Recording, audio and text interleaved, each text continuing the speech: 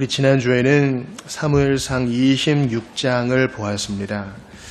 사무엘상 26장은요, 다윗이 사울을 죽일 수 있었던 두 번째 기회를 이제 포기하는 내용이었죠.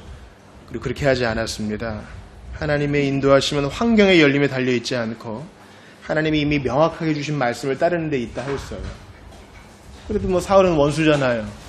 그때 우리가 이 말씀을 기억해야 되죠. 우리 지난주 암송선거 한번 외워봅니다. 로마서 12장 9절입니다.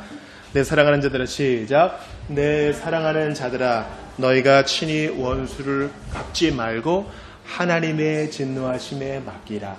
기록되었으되 원수 갚는 것이 내게 있으니 내가 갚으리라고 주께서 말씀하시니라. 로마서 12장 9절 말씀.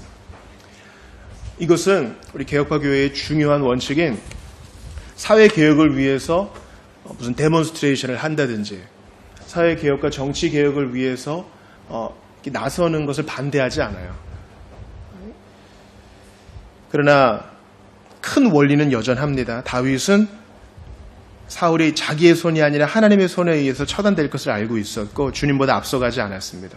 돌아가는 것 같아도 하나님의 기록된 말씀을 따라가는 것이 좋은 거예요. 내가 손을 대서 문제를 해결하는 게 빠를 수 있지만 그건 더 꼬인 문제, 더 돌아가는 일이 됩니다.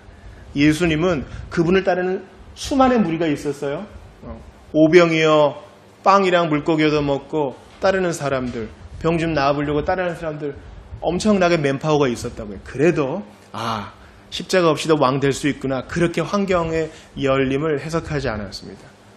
그분은 묵묵히 십자가의 길을 가셨어요. 신자도 마찬가지입니다. 반드시 형통하고 반드시 돈이 되고 반드시 사람들이 박수를 주는 그 길만이 하나님이 원하시는 길은 아니에요. 오늘은 사무엘하 3장을 통해서 혼돈 속에서 빛으로 살다라는 제목으로 여러분과 짧게 좀 하나님 말씀을 나누고 또 성찬을 받기 원합니다. 여러분, 오늘 사무엘하 3장 말씀이 39절까지 되니까 참 길구나 이런 생각 하실 것이고, 사람이 참 많이 나오는구나, 이게 누가 누군지 모르겠다. 저도 그랬으니까요. 이게 성경 통독을 쭉 하기 전에는 이게 누군지 잘 몰라요. 공도 잘 몰라요. 네. 근데 오늘은 이제 새 인물, 아브넬과 요압과 다윗을 중심으로만 좀 하나님 말씀을 좀 이렇게 보기를 좀 원합니다. 혼돈 속에서 빛으로 살다. 지금 사무엘하 3장 말씀이 엉망진창이에요. 아브넬이 죽고요. 다윗이 슬퍼하고 장례식을 하고 요압이 말을 안 듣고 이런 엉망진창의 삶이 우리 오늘 살아가는 성도들에게 주는 교훈입니다. 사실 여러분, 기독교, 성경의 주요 메시지는 뭐예요? 하나님이 세상을 사랑하셔서 죄인 구원하시려 벌을 줘야 되는데 그 죄의 값을 당신님의 아들에게 다 전가시켜서 세상의 모든 죄, 죄인의 모든 죄를 예수 그리스도가 대신 짊어지시고 죽으셨다가 살아나셨으니 그것을 믿는 자마다 죄 용서를 받고 하나님의 자녀가 된다는 게 기독교의 중심 교의 아니겠어요? 근데 이게 좀 오늘 사무엘하 3장이랑 무슨 상관이 있는 거예요? 자, 여러분께 한번 질문을 해볼게요. 아까 말씀드린 기독교의 중심 진리를 듣고 동의하고 믿어가지고 가슴도 뜨뜻해졌어요.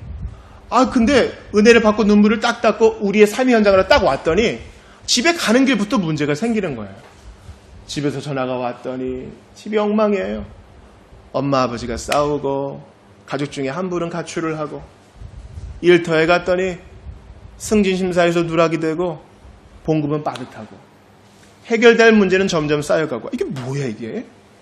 예수 믿고 이제 밝은 미래가 열려질 것 같은데 이게 뭐야? 마치 오늘 본문의 사무엘하 3장과 비슷한 거예요. 여러분, 다윗이 총 3번의 기름 부음을 받아요. 첫 번째는 누구에게 기름 부음 받아요? 사무엘에게 기름 부음 받아요. 10대 때. 그리고 나서 두 번째는 헤브론에서 기름 부음을 받아요. 사울 죽고 나서. 즉 유다의 왕으로, 유다 지파의 왕으로 두 번째 기름 부음 받아요. 그러니까 이제 오늘 아브넬이 나머지 10지파도 제가 데려올게요 이러면서 다윗과 언약을 맺는 거잖아요. 세 번째는 온 이스라엘에게서 이제 장로들이 대표로 나왔겠죠. 거기서 또 기름 부음을 받아요.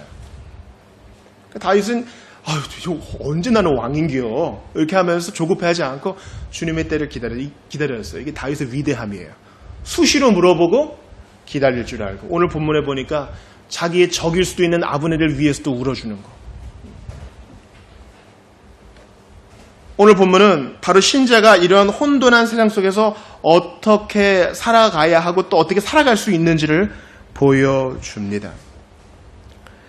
먼저 저는 아브넬을 좀 여러분과 나눠보고 싶어요. 여러분 오늘 39절까지 쭉 읽으셨지만 아브넬, 이 요압의 손에 죽었다 그러는데 아브넬은 뭐 하는 사람이었을까요? 아브넬. 1번 군인, 2번 정치가, 3번 상담사. 뭘까요? 군인이에요. 군대 장관. 즉 다윗의 옆에는 군대 장관 요압이 있었던 것처럼 사울의 옆에는 군대 장관 아브넬이 있었어요. 그런데 아브넬은요, 지난주 말씀 기억하세요? 다윗이 저 멀리 산 넘어가가지고 이 사울의 창이랑 물병만 가져가가지고 멀리서 얘기하잖아요. 그거를 그 사람들이 다 들었을 거라고요. 아브넬은 하나님께서 다윗에게 이미 나라를 주셨다는 걸 알고 있었어요. 이미 알고 있었어요. 그러니까 이제 여러분 오늘 열받는 일이 생기니까 10절 보세요. 10절. 3장 10절. 자, 우리 환상 가운데 주님 만나지 말고 기록된 말씀을 통해 만납시다. 10절 같이 읽어봐요. 3장 10절 시작.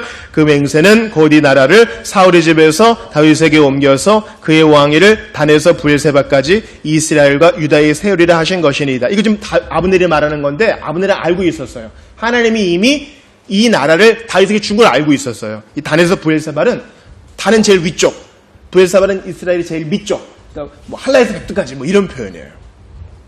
아브넬은 이미 이걸 알고 있었어요. 이제 사울이 죽었으니까 다윗에게 복종해야지. 그런데도 이렇게 물러갈 수는 없지. 남자가 못 먹어도 계속 고해야지 하면서 사울의 아들이요 요나단의 동생인 이스보셋에게 딱 붙었어요. 그래서 자기들만의 나라를 세워요. 이게 아브넬의 잘못인 거예요. 여러분 기억해 보세요. 내가 분명히 알고 있어. 이제 대권은 다윗에게 갔고 하나님이 이 나라를 다윗에게 줬기 때문에 내가 아무리 발버둥 쳐봐야 소용이 없어. 나는 이제 새로운 왕을 섬겨야 돼. 다윗은 함부로 나를 죽일 사람이 아니야. 그렇게 해서 다윗에게 가야 되는데 안 그러고 자기 고집을 부리는 거예요. 그리고 이스보셋은 그냥 바지 왕이에요. 그냥 오늘 보니까 이스보셋과 아브넬 사이에 갈등이 생기죠. 뭐예요? 7절 보세요. 7절. 사울에게 첩이 있었는데 이 리스바라는 첩을 아브넬이 통과를 했다는 소문을 들었나 봐요. 이 본문 자체로는 진짜 그랬는지 안 그랬는지 알 수가 없어요. 그러면 이스보셋이 자기가 섬기는 주군인데 왕인데 이스보셋 왕이시여 그런 일이 없나이다. 저는 저의 충직함을 증명해 보일 수 있습니다. 이렇게 얘기하든가. 뜻이 잘못했으면 하면 되지. 화를 내가지고 내가 이 나라를 다윗에게 넘겨버릴 것이요. 너 한번 두고 봐. 이렇게 분노를 터뜨립니다. 자 보세요. 그의 첫 번째 잘못은 이미 언약을 알고 있어요. 다윗이 새로운 왕인 걸 알고 있으면서도 가서 복종하지 않고 이게 첫 번째 죄고. 두 번째는 기왕 이스보셋을 왕으로 섬겼으면 끝까지 충성해야지. 섬기는 척만 했던 거예요. 무슨 자기 아들인 것처럼 함부로 화를 내고 분노를 터뜨리고. 그러니까 아브넬은 이도 저도 아닌 인물이에요. 상당히 복잡한 인물이에요. 상당히 두 마음 가진 사람이에요. 오늘 참 놀라운 사실은 우리 청장년 오늘 천루역정 공부하는데 아브넬과 같은 인물이 나와요. 사심이 이 찌르는 사심이 말고 사심 두 마음이라는 사람과 만나요. 이 아브넬 같은 사람이에요. 근데 저는 이제 나중에 보겠지만 다윗이 얼마나 위대해요. 이러한 아브넬도 받아줘요. 여러분 오늘 본문 보세요. 20절. 눈 똑바로 뜨고 20절. 자, 우리 어린이 청설만 20절 읽어볼게요. 20절 시작. 아브넬이 부하 20명과 더불어 헤브론에 이르러 다윗에게 나아가니 다윗이 아브넬과 그와 함께한 사람을 위하여 잔치를 여러분 이 배설은 화장실에서 하는 배설이 아니라 이게 베푼다는 거예요. 이렇게 두 마음 가진 아브넬, 사울을 제대로 섬긴 것도 아니고 이스보셋을 제대로 섬긴 것도 아닌 이런 두 마음 가진 아브넬, 툭하면 화나 내고 이런 아브넬을 영접해줘요. 왜요? 다윗에게 왔으니까. 아무리 죄가 많아도 새로운 왕에게 왔으니까 오케이 받아주는 거예요. 제가 오늘 본문에 주제를 미리 말씀드릴게요. 아무리 죄가 많고 허물이 많아도 예수께 가면, 예수께로 가면 뭐 해주시고? 맞아주시고 어디서나 나를 영접하셔요. 이거 그냥 어린이 찬송이 아니에요. 진리인 거예요. 자, 주보 3회를 봅시다. 주보 3회를 봅시다. 암송성구 읽어볼게요. 암송 같이 읽어봐요. 시작. 수고하고 무거운 짐진 자들아 다 내게로 오라. 내가 너희를 쉬게 하리라. 나는 마음이 온유하고 겸손하니 나의 멍에를 메고 내게 배우라. 그리하면 너희 마음이 쉼을 얻으리니 이는 내 멍에는 쉽고 내 짐은 가벼우리라. 자, 내가 너희를 쉬게 하리라. 이 쉼을 얻으려면 예수께 가야 돼요. 내게로 오라 했으니까. 자, 아브넬이 쉼을 얻으려면, 모든 죄를 용서받고 쉼을 얻으려면 다윗에게 가야 된다고. 그리고 다윗은 실제로 맞아주잖아요. 마찬가지예요. 사실 우리가 아브넬보다 나은 사람이라고 감히 얘기 못해요. 우리 속을 내가 알거든. 우리가 한 주 동안 내뱉은 누추한 얘기들, 감히 실행은 못했지만 머릿속에서 맴도는 상상력과 각종 계획들, 주님은 다 아신다고요. 세상과 하나님 사이에 마치 두 발을 양다리를 걸친다 태도를 보이는 것도 주님은 아신다고요. 그래도 가면 맞아주신다고요. 다윗은 일단 한번 좀 맞고 얘기하자. 그런 얘기 안 해요. 그래서 오늘 그 주보 1면에도 이 암송성구를 영어로도 기록해 놨으니 여러분 꼭 읽어보셔요. 참 복된 말씀이에요. 이번 두 번째, 이번에 요압을 봅시다. 요압. 여러분 요압은 다윗의 사촌이에요. 사촌 동생이라고. 그래서 이제 형님하고 잘 따르고 또 재능도 있으니까 군대 장관 삼아줬겠죠. 그리고 요압은 일을 잘했어. 여러분 원래 지금 이제 사무엘하 3장에서 다윗이 있는 곳이 어디예요? 다윗이 지금 어디에 있어요? 무슨 론에 있어요? 다윗이 지금 어디에 있어요? 헤브론에 있어요. 헤브론에. 근데 이제 조금 사무엘을 읽다 보면은 이스라엘의 수도를 이제 점령해서 거기를 다윗성으로 삼아요. 거기가 어디예요? 무슨 렘이에요? 그 이스라엘의 수도 다윗성. 무슨 렘? 여부수 족속이 살던 곳. 주의 말씀은 예루살렘. 그 예루살렘 성 누가 정복해요? 요압이 정복해요. 예루살렘은 천혜의 요새거든. 높은 데에 있어서. 그래서 그 성전을 향해 올라가는 노래라고 그러잖아요. 올라가는 노래. 위에 있다고. 여부수 족속이 야 니네는 절대 우리를 못 이겨. 근데 그 어려운 일을 요압이 해내요. 자, 형님 따르면서 아둘람 굴에서부터 10몇 년을 다윗을 정말 수종 들어온 요압이에요. 얼마나 훌륭해요. 일을 잘하는 사람. 딱딱 떨어지게 그냥 일 끝맺음이 좋은 사람. 그리고 자기를 위해 목숨 바쳐가지고 다윗성을 점령해 준 사람. 대단한 사람이죠. 그런데 말을 안 들어요. 자, 요압이 다윗이 아브넬을 그냥 보내줬다는 얘기를 들으니까 요압이 화를 내요. 자, 25절. 이번엔 청장년 읽어봅시다. 자, 청장년. 내가 만 19세 이상이다 하시는 분 같이 읽어볼게요. 25절 시작. 왕도 아시려니와 내레 아들 아브넬이 온 것은 왕을 속입니다. 그가 왕이 출입하는 것을 알고 왕이 하시는 모든 것을 알려 함이니이다. 지금 왕의 의도를 하나도 몰라. 다윗은 그냥 기쁜 거예요. 아브넬이 두 손 들고 나온 거 환영해 준 건데 다윗의 심정을 전혀 몰라. 왕의 마음을 모르고 지금 내 의견이 중요한 거예요. 주님을 위해 봉사하는 것도요. 이 봉사 홀릭에 걸릴 수 있어요. 처음에는 주님을 위해 눈물 흘리는 마음으로 하다가 나중엔 이 봉사가 중요해져. 어떻게 됐건 이 일이 돼야 돼. 이 일이 돼야 돼. 그러다가 봉사자들끼리 싸움이 나고. 그거 안 하고 순전한 마음으로 예배하는 게 더 좋은 거 아니에요? 그래서 예수님이 이 땅에 오셨을 때 제일 많이 욕먹은 사람들이 바로 이 요압 같은 사람들이에요. 뭡니까? 바리새인들과 서기관들. 주님을, 하나님을 사랑해. 그 사람들 진짜 하나님을 사랑하는 것 같아.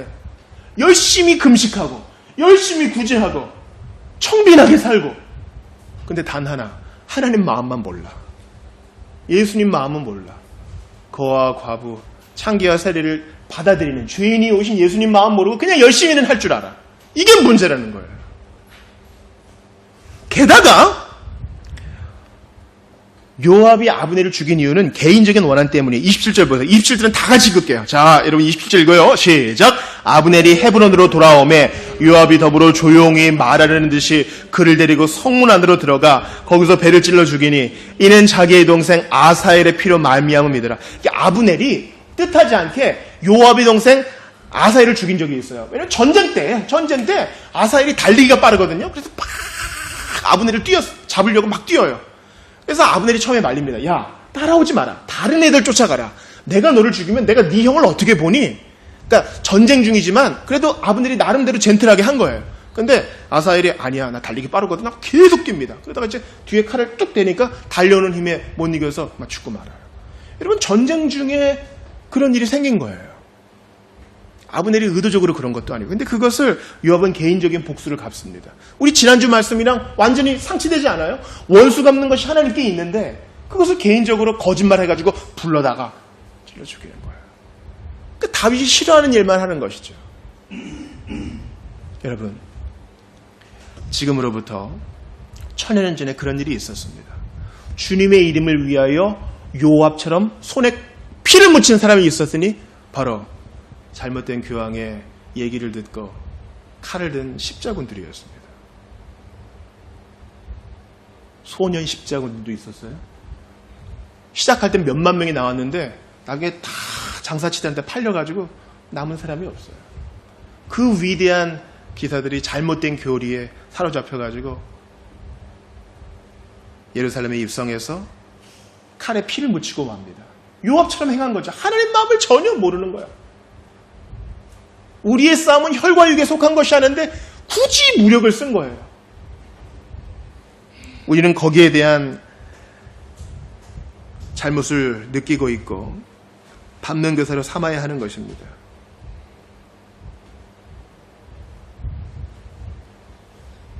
이렇게 요압이 꼼수를 부리는 바람에 다윗은 마지막 자기 유언 때 요압을 얘기해요.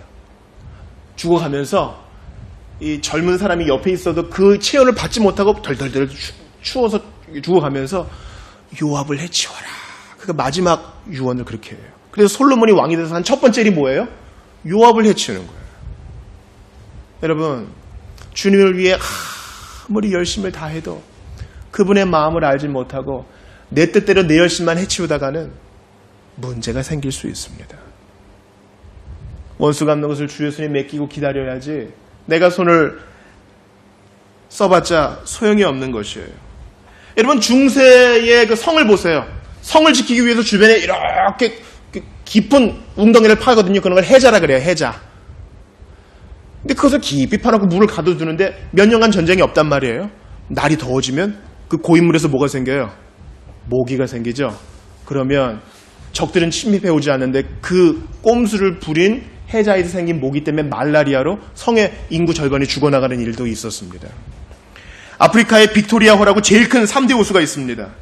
그런데 영국 사람들이 빅토리아호를 정복하다가 찌깐한 고기밖에 없으니까 나일 퍼치라고 한 2m 되는 큰 고기를 방생하기 시작했어요. 그러자 오직 전 세계의 빅토리아호에서만 사는 시클리드라는 희귀종 어류가 200종 이상 멸종당했습니다. 시클리드가 멸종당하니까 어떻게 돼요? 해초가 많아지고, 해초가 많아지니까 어떻게 돼요? 물이 썩어가고, 물이 썩어가니까 어떻게 돼요? 모기가 많아져서 주변 사람들이 힘들게 되고. 사람이 꼼수를 부려서 좋아지는 경우가 거의 없어요. 그러므로 아무리 원통한 일이 있어도 주님의 손에 맡기는 자세가 필요합니다. 저는 첫 번째 아브넬을 봤고 두 번째 요압을 봤습니다. 세 번째 다윗을 봅시다. 여러분, 솔직히 생각해봐요. 아브넬은 사울의 군대 장관이라고요. 없어지면 정치적으로 좋은 거 아니에요? 그래도 제가 어떻게 세력을 규합해가지고 난 지금 겨우 유다의 왕인데 날 좀 어렵게 하면 어떡하지? 아브넬이 죽었네. 아싸, 잘됐다. 하나님이 또 환경을 열어주셨구나. 할렐루야. 이렇게 하지 않았습니다. 자, 어떻게 했어요? 31절 보세요. 다윗이 요압감이 자기와 함께 있는 모든 백성에게 이르되 너희는 옷을 찢고 굵은 배를 띠고 아브넬 앞에서 애도하라 하니라. 다윗 왕이 상회를 따라가. 진심으로 슬퍼해줘요. 우리 하나님이 선지자를 통해 말합니다. 나는 악인이 죽는 것을 기뻐하지 않는다. 우리가 교리적으로 택함받은 자와 유기된 자가 있다 해도 주님은 기록된 말씀을 통해서 악인이 죽는 것을 기뻐하지 않는다고 분명히 말씀하세요. 여러분, 누가 나에게 돈처럼만 줘도 고마운 일이에요. 아무 상관없는 나에게 친절한 행위를 보여줘도 고마운 일이라고요. 근데 예수님은 우리를 위해 울어줘요. 나사로의 무덤 앞에서 울어주신 것처럼 아직 정신 못 차리고 죄를 먹고 마시는 예루살렘을 보며 울어주시는 것처럼 우리를 향해 울어줘요. 제가 몇 번 말씀을 드리잖아요. 영화 친구에서 유호성이 자기 친구를 달래면서 너는 내가 가는 길로 가지 마라. 내가 왜 이 깡패가 되는지 아느냐. 그래서 뭐라 그래요? 내가 가출해서 돌아왔을 때 아무도 나에게 뭐라 하는 사람이 없더라. 나를 그냥 이렇게 좁혀서라도 왜 그랬느냐 이렇게 교정해 줬으면 내가 이렇게 건달이 되지는 않았을 것이다. 여러분, 진짜 고마운 건 뭐예요? 울더라도 울면서 너 그렇게 살면 안 된다 말려주는 사람이 있을 때 고마운 거 아니에요. 우리 예수님은 우리를 위해 울어줘요. 우리가 죄를 짓고 정신 못 차릴 때 울어줘요. 우리가 세상과 짝하여 주님을 잊고 살 때 울어줘요. 아브넬처럼 두 마음 갖고 살 때 울어줘요. 하나님 앞에서. 요압처럼 하나님을 기다리지 못하고 조급해할 때도 울어줘요.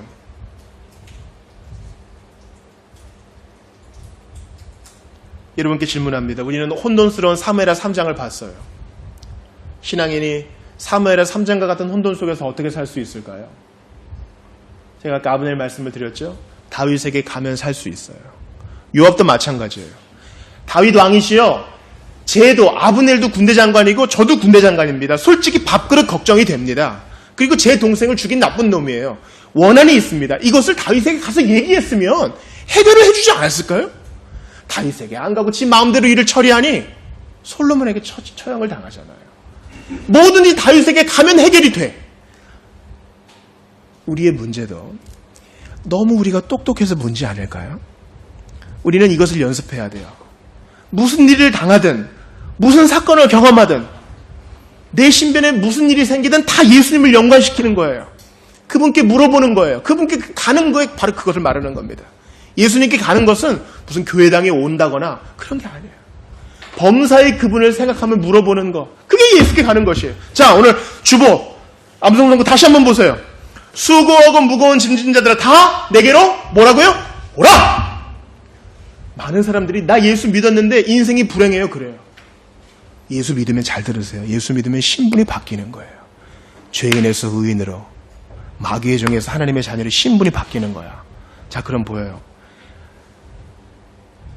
내가 너희를 쉬게 하리라. 주님께서 주시는 쉼을 얻으려면 내게로 와서 주님의 멍에를 메고 주님께 배우는 자세가 필요해요. 믿었어요. 아무리 나불대봐야 소용없어요. 다윗에게 가서 다윗에게 고하고 다윗이 명하는 대로 하면 쉼을 얻을 수 있잖아요. 마찬가지로 예수님께 가서 이런 일이 있어요. 이런 아픔이 있어요. 주님께서 말씀하신 대로 순종할게요. 가장 좋은 쉼의 삶을 주세요. 그게 중요한 거예요. 아브넬과 요압은 다윗에게 가지 않아서 이런 문제를 겪어야만 합니다. 우리도 예수님께 가지 않아서 생기는 문제, 오직 그분께 가서 그분의 멍에를 메고 그분께서 가르쳐 주시는 대로 하나씩 둘씩 삶을 해결해 나갈 때 진정한 선교적 삶, 하나님께 영광 돌리는 삶을 살 수 있게 될 것입니다. 우리 한번 같이 기도하시죠. 여러분, 혼돈 속에서 사셨던 2000년 전의 한 사나이를 소개해드리고 싶어요. 자기가 지은 세상에 왔는데 아무도 환영하지 않고, 자기가 지은 세상에 왔는데 죽이려 하고, 자기가 지은 세상에 와서 사람들을 사랑하려 했는데 오해하는 사람들이 있고, 이게 예수님이 경험한 혼돈이에요. 근데 그분은 하루가 시작되기 전 고요히 아버지께 갑니다. 해결을 보고 자기의 사명을 끝까지 수행하세요. 갈보리 언덕에서까지 말이죠. 우리는 너무 똑똑해서 탈이에요. 항상 큰 일을 당해야 예수님을 찾지, 잔잔한 일에 그분을 연관시키지 않을 때가 얼마나 많아요. 아브넬과 요압, 특별히 요압을 생각하면서 다윗에게 갔으면 다 해결될 문제 이렇게 꼬여버렸으니 저희는 그리하지 않도록 도와주시고, 무슨 일을 당하든 예수께로 가면 나는 기뻐요. 무슨 일을 당하면 예수께로 가면 맞아주시고, 이 마음으로 이번 한 주 부지런히 예수께 가고 매 시간 가고 매 순간 가서 모든 문제를 해결받는 우리가 될 수 있도록 도와달라고 마음이 온유하고 겸손하신 주님께 가게 도와주시옵소서 간절히 기도하며 주님께 나아갑시다. 한 1분 정도 같이 기도합시다. 하나님 아버지 감사합니다. 오늘 주신 말씀, 긴 말씀을 받았습니다. 다윗에게 안 가서 이런 문제가 생기네요. 주님, 내가 너무 아는 게 많고 나름대로의 경험이 많다고 주여 잔머리를 쓰지 않도록 도와주시고 예수님 존귀하신 이름을 불러가며 해결을 볼 수 있도록 도와주시옵소서. 내가 아는 사람이 있었고요, 내가 해본 경험이 있었기에 예수님께 아뢰지 못한 것이 있었다면 모두 사하여 주시옵소서.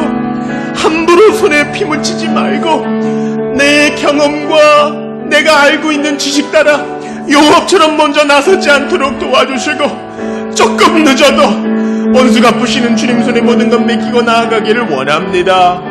혼돈 속에 살아가는 저희들은 예수님께 갑니다.